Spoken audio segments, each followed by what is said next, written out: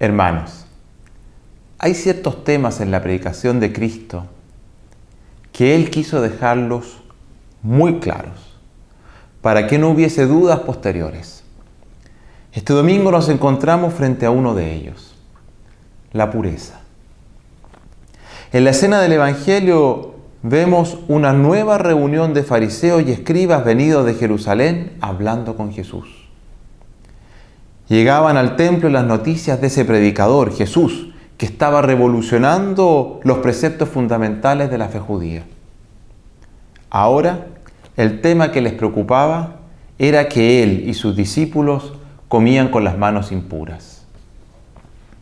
No estamos hablando aquí de una cuestión de higiene, sino un precioso rito de bendición previo a las comidas que todo judío debía, inclusive también hoy, practicar.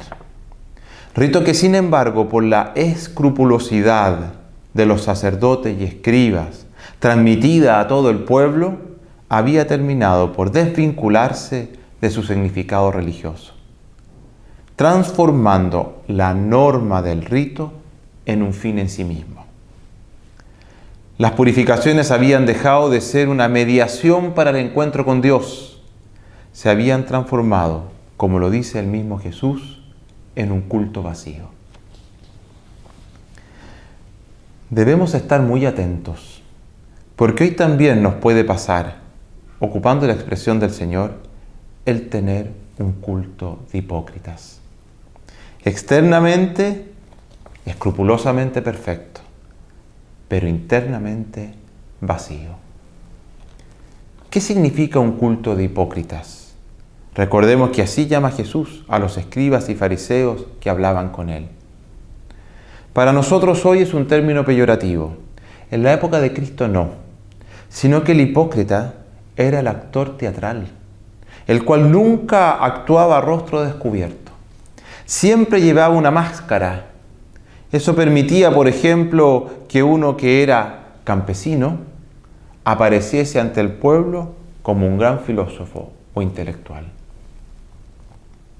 Jesús quiere dejar muy claro que ese culto que aparecía ante todos, majestuoso, rodeada de una aurea misteriosa, era propio de un pueblo que honraba a Dios con los labios, pero que su corazón estaba lejos de Él. Vivían bajo la máscara de las normas externas, de la apariencia. Un culto así es signo de una fe que vive viendo contaminaciones e impurezas por todas partes, tanto en las cosas como en las personas. Un culto así, lentamente, con un deseo de perfeccionismo, va transformándose en sectario, ya que comienza a descartar personas y cosas juzgándolas a partir de una supuesta pureza. Estemos atentos, porque esto nos puede pasar. Una realidad que no es ajena a ninguna religión. Por lo tanto, ¿hay algo que pueda hacernos impuros? Claro que sí, y Jesús lo dice claramente. Pero nada de ello viene de afuera, sino de dentro. Nada de lo externo, ni alimentos, ni cosas, ni mucho menos personas nos hacen impuros. Todos estos han sido creados buenos y puros. Sabemos que juzgar no nos corresponde a nosotros, solo a Dios. Está muy lejos de Jesús una actitud de fe que a partir de un juicio de pureza o impureza descarte personas. Si la pureza no se obtiene con un rito externo vacío, ¿dónde debemos apuntar para obtenerla? Para alcanzar esa bienaventuranza de puros de corazón para ver a Dios. Precisamente allí, al corazón. De dentro del corazón del hombre salen los pensamientos perversos, las fornicaciones, robos, homicidios, adulterios, codicias, malicias, fraudes, desenfrenos, envidia, difamación, orgullo, frivolidad. Todas esas maldades salen de dentro y hacen al hombre impuro. Así nos dice el Señor. Para que nuestros pensamientos no sean perversos y podamos precisamente purificarnos de todo este largo elenco de acciones que brotan de un corazón impuro, debemos acudir a la palabra de Dios y a las obras de caridad. La palabra de Dios es una espada de doble filo que jamás deja indiferente el corazón humano. Esta es el espejo en el cual mirarnos para ver en él el rostro que Dios quiere de nosotros. Y junto a la palabra de Dios, la caridad. Dar de comer al hambriento, dar de beber al sediento, vestir al desnudo, acoger al forastero. Esas y tantas otras acciones de amor son las que Cristo en su Evangelio nos enseña como verdadero camino de pureza.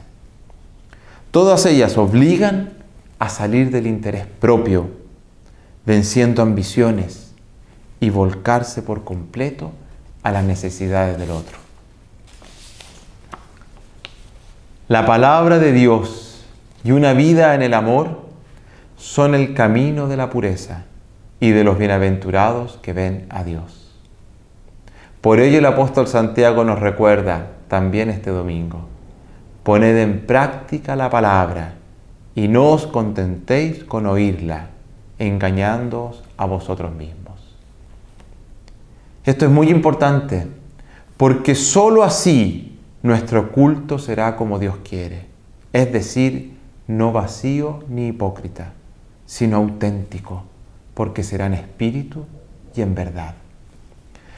Nuestras celebraciones litúrgicas no son mágicas, sino que requieren fe en Dios, en su palabra, y exigen, al mismo tiempo, además, nos ayudan a tener una vida coherente según el amor de Jesús. Hermanos, culto y vida van de la mano, a tal punto de llegar a identificarse. Debemos hacer de nuestra vida un culto agradable a Dios. Amén.